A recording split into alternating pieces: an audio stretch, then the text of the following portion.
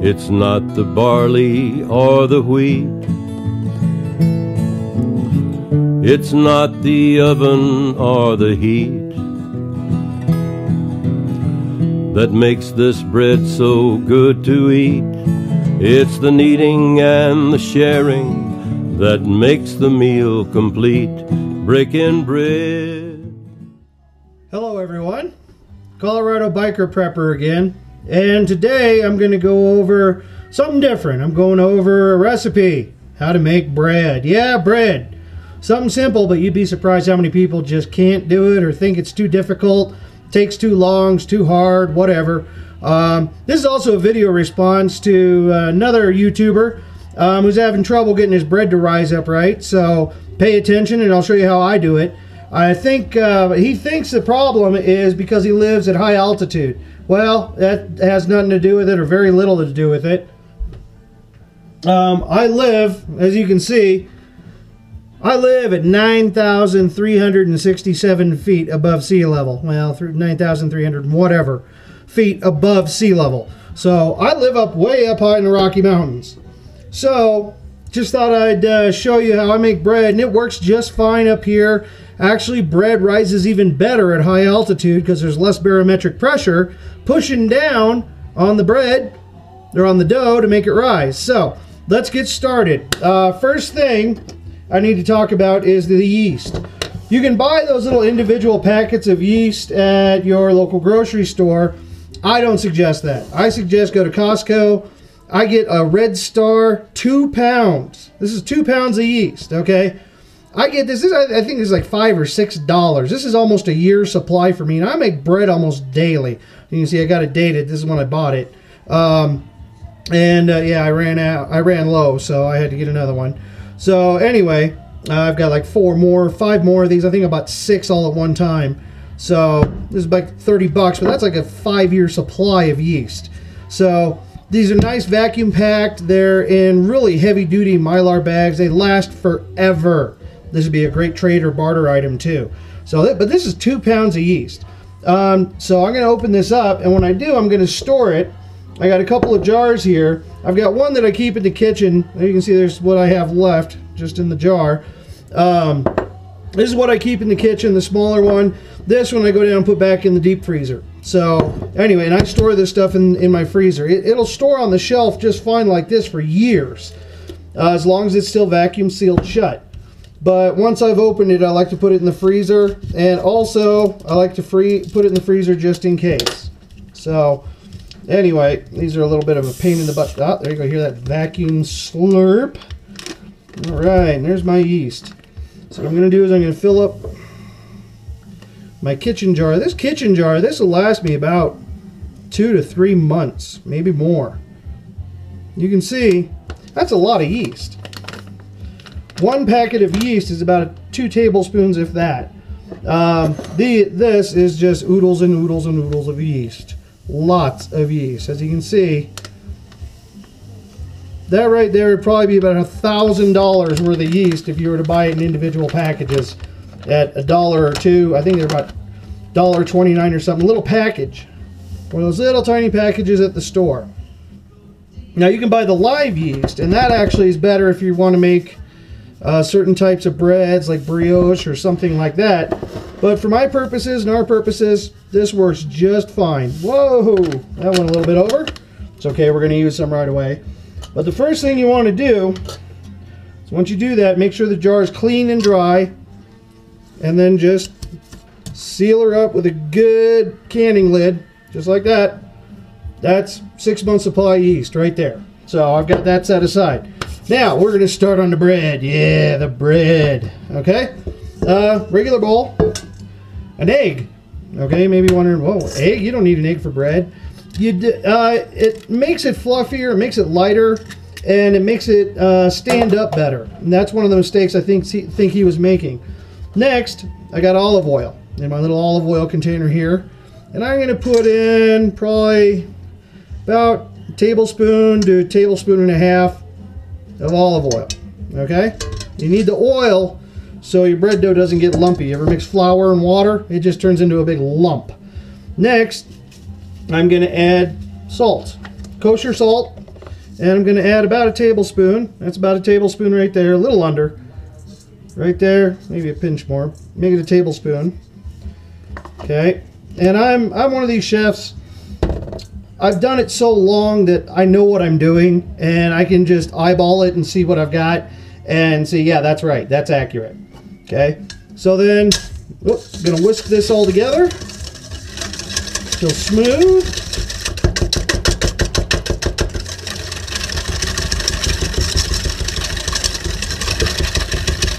The salt helps break up the egg. As you can see, that's smooth now. That's why I put the salt in here instead of in with the flour. See how smooth that became all of a sudden? Doesn't take long. The salt acts as kind of an abrasive. Breaks up that egg white protein and distributes it a little more evenly. Along with the olive oil does the same thing. You can see, real quick, okay? Next, we're gonna make our yeast starter. And we're gonna use a mason jar for that too. This is 12 ounce. It's actually about 16 or about 14 or 15. You can see it's got the measurements up here. You got 1 cup here, cup and a half. I'm going to put in 12 ounces of hot water right out of my tap, right out of the faucet. Make sure it's good and hot. You don't want the water to be more than about 115 degrees.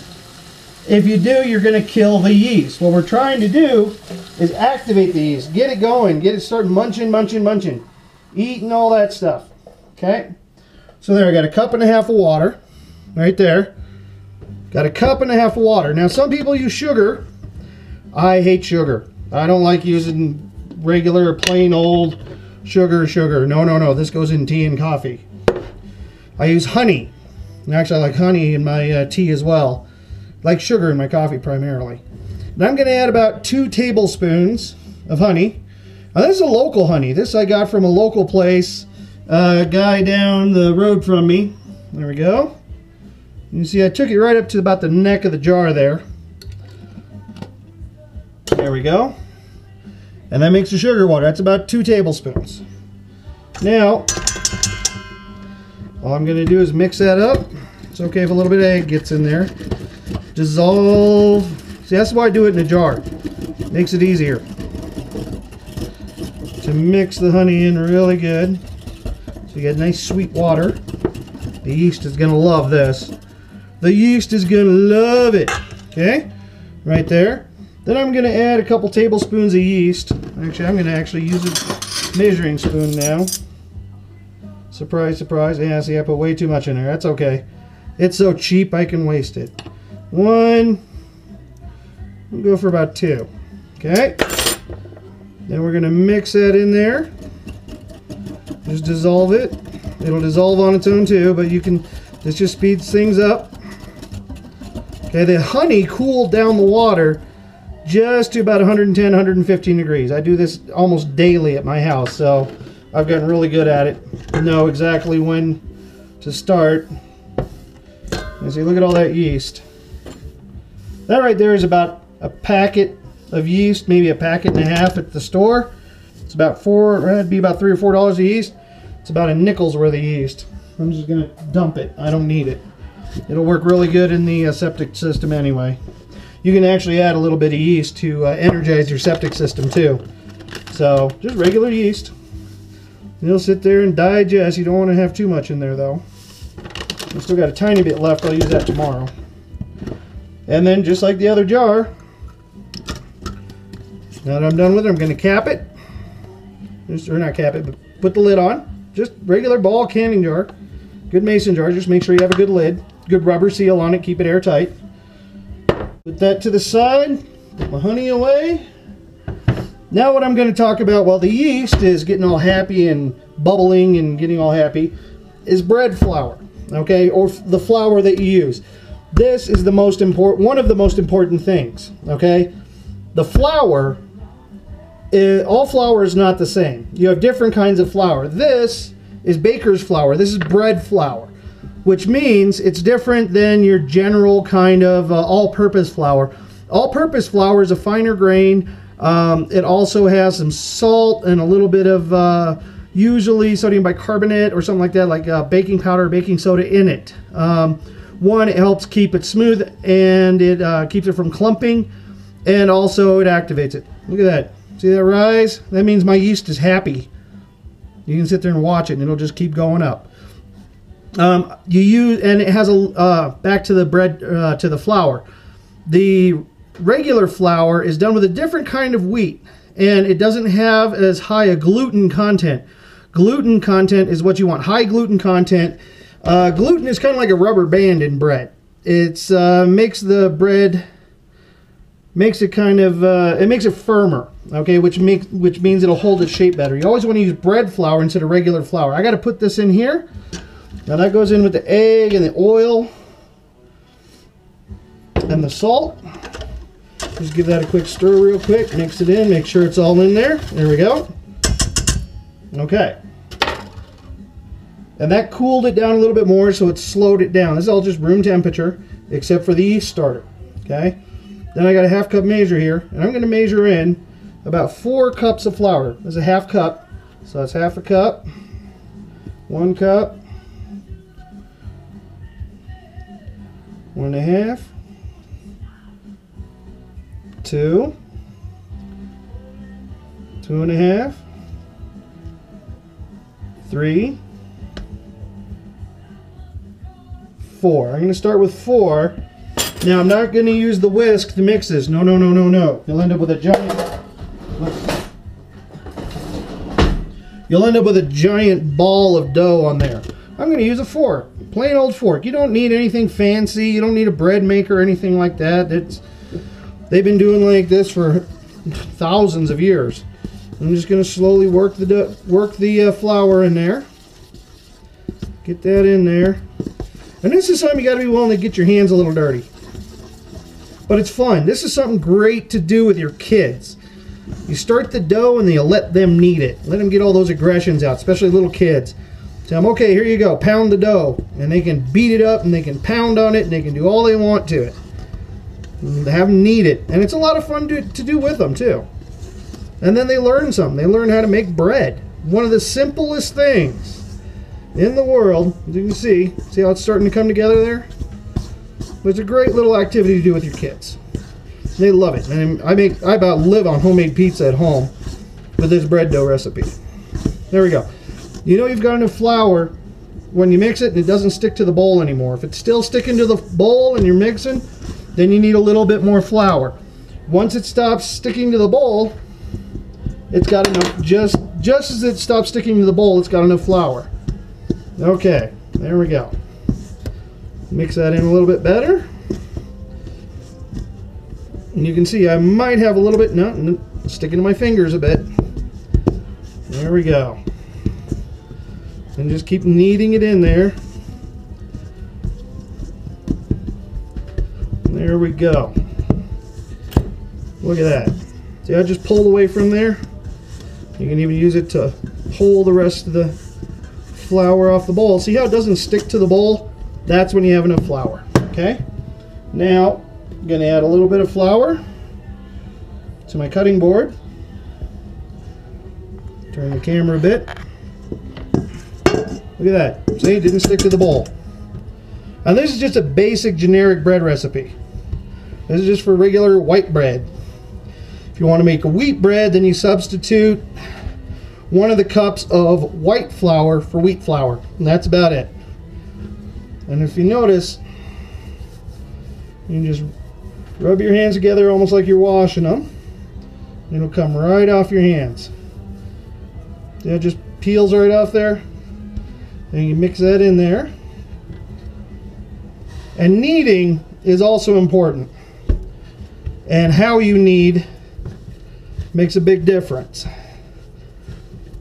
And if you can see my technique here. If the dough starts, while you're kneading, if the dough starts sticking to your hand, you can always add a little more flour. This is not an exact recipe, okay? Bread is not an exact recipe. It's just kind of generalized, okay? You can follow recipes in cookbooks, and because of a small variable that you don't know about, it may get mixed up and it might get screwed up. Don't worry about it, okay? Just have fun with cooking. A little more flour. Look at that. And I'm really pushing hard on this dough. The reason for kneading is we're bringing out the gluten. That gluten is making chains of vegetable protein. Okay, you've probably heard about textured vegetable protein. If I were to wash this with water, if I were to knead it for a long time, wash it with water, knead it again, wash it with water, I'd end up with textured vegetable protein. Wheat protein to be exact. Look at that. See how it's still picking up a little bit of flour? There we go. See, I'd knead it, turn it, push it in, turn it, push it in, turn it. And you'll feel the dough get firmer and firmer as you knead it. It gets harder and harder to knead. Much harder. And that's that gluten working together. That's those gluten chains bonding with each other and forming, and they become elastic. The more you knead the dough, the tougher the bread is going to be, and the harder it is for it to rise. Okay, look at that. See, it's not sticking to my hands much. Well, that's left over. There we go. You can always put a little bit of flour on your hands too. But when you get a good bread dough, it will just sit there. There we go. I'm about there. See, it's not sticking to the cutting board at all. See? That's a good dough. Look at that. And you can pound on it. This is what you get your kids to do. Get your kids, tell them to punch the dough. Beat it up. It's bad. Get it. It's bad dough. There we go. Look at that. And use the heel of your hand to knead, not your fingers, because they'll get in there, see, they'll pull out the dough. Use the base, the palm of your hand. And you pull back, push it together, push down, just like that. And if you do it right, and that evenly mixes the dough as well. There we go. Just a few minutes of kneading initially is all you need. Look at that.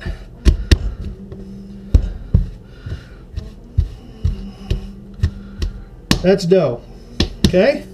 Now, we've mixed the initial dough, so what we're going to need to do now is let it rise. Let that yeast get all heavy. So we're just going to take the same bowl, drop it in. Now we're going to cover it with plastic wrap so it doesn't lose moisture. There we go. Close that off. You can do this with a wet towel, although I don't recommend it because sometimes the towel will get stuck to the dough. Plastic wrap is cheap. Got this thing at Costco. That lasts me almost a year. And I do this daily, and I use this for everything. But anyway, I digress. So there we go. Just seal it up good. Just so you don't lose moisture.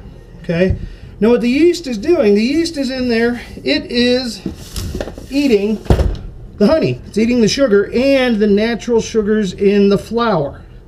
And as it does that, it produces a few things. It produces, one, carbon dioxide. That's how you get bubbles in the dough. Okay. Second thing it produces are yeast esters, and these are little chemicals that each individual strain of yeast gives off. They give it a specific flavor. That's why sourdoughs are always different from each other. Different yeast produce different yeast esters. And then it also produces some alcohol. Yummy alcohol. So, but when you bake it, all the alcohol goes away. Okay? So, and you can see it's warm. You can see the steam coming up now too. Okay? So I'm going to set this to the side. I'm going to set it in a nice warm place. Okay? And I'm going to put the camera on time lapse, and you'll see it rise. You'll literally see it rise. Okay? And actually you can probably see it starting to rise right now. So I'm going to put this over on top of my stove. And I'm going to put the camera over here. And I'll put it on time lapse, okay?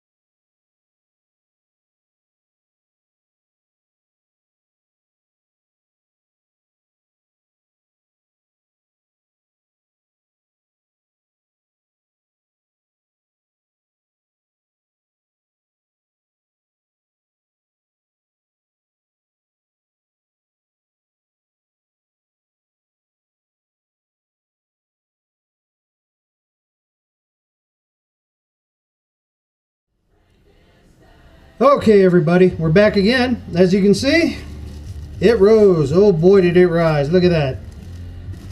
And that was about 45 minutes, and it almost tripled in size. There we go. Toss that away. Don't need that. Now we got our dough. Look at that. That is just a huge amount of dough.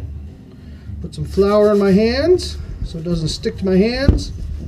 Pull it off the edge of the bowl. And it gets a little wetter because it's created some alcohol. So what we're going to do, roll it around a bit. There we go. Take a little bit more flour. Now we're going to do a second kneading. And we're going to do it just like we did last time. You'll notice it's gotten a lot fluffier, a little lighter. So we're just going to keep going. And the second knead is where you're really building up that gluten. You're really building up those chains of gluten to make the dough elastic. And you'll feel it when you push down, it feels almost like a rubber band. And very springy. This helps work the carbon dioxide that it built up into the dough more too. And the more you knead it like this, also remember, the tougher it's going to get. See, it's harder and harder. Push that down. But that's it. So, and after this, if you want to use this now, you could use this right now. All you got to do is just shape it. Say you want to make a dinner roll. We'll just pinch off dinner roll size, a little bit smaller than a dinner roll. Roll it into a ball. Just like this. Set it there. That'll be a big roll too. And then you want to let that proof. You're going to put that on a cutting, or you're going to put that on a baking rack or a cookie sheet. Just lightly floured, and let it rise. And let it rise for about another 45 minutes, and that'll triple in size. And you have a nice big dinner roll from just this one thing, or a hamburger bun size even. From something like that, because it'll keep rising. Just like that. That's all you gotta do. Steak, steak, eat a big old steer. Eat steak, do we have one deer? Eat beef, it's a mighty good food. It's a great meal when I'm in the mood.